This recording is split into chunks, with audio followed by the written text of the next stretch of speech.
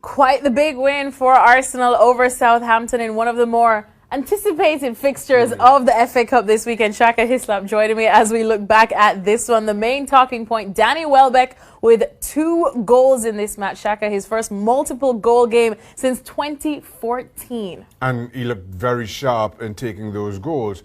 And as much as we've been talking about teams in this round of the FA Cup making changes to what you would expect would be their usual starting lineups and fringe players and how they performed or hadn't, as the case may be, Welbeck comes back into the team, as you say, Alexis, scores a couple of goals, seems to have an almost telepathic understanding with Lucas Perez.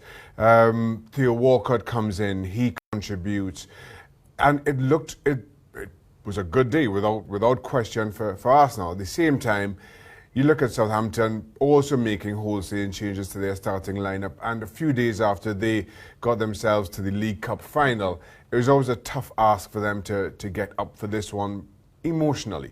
Still, I didn't see 5-0 on the cards, not at Southampton, but credit to Arsenal for a fully deserved and thoroughly entertaining victory, I have to say, leaving Southampton to lick their wounds and kind of reminisce on last weekend, or during the week, where they got themselves to the final, deservedly so.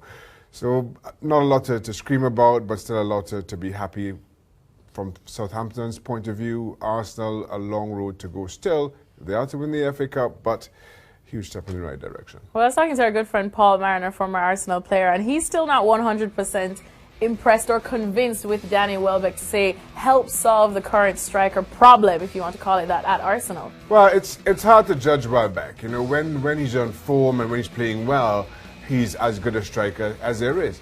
The trouble is, he's been injured for an awful long time, and when things aren't going well, when he's not having a great game, you're not sure where he contributes, and he's not the kind of player that kind of, you know, in the old stereotypical, well, the striker do nothing for the 89 minutes and then score in the last minute. He's not that type of player either, who, you know, you can bank on to kind of appear right when you need him. So he's a tough one.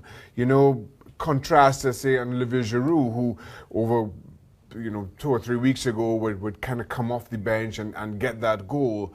I'm not sure that Welbeck is that type of player either, so I'm not sure where he fits into a team like Arsenal, who right now are playing as well as they are.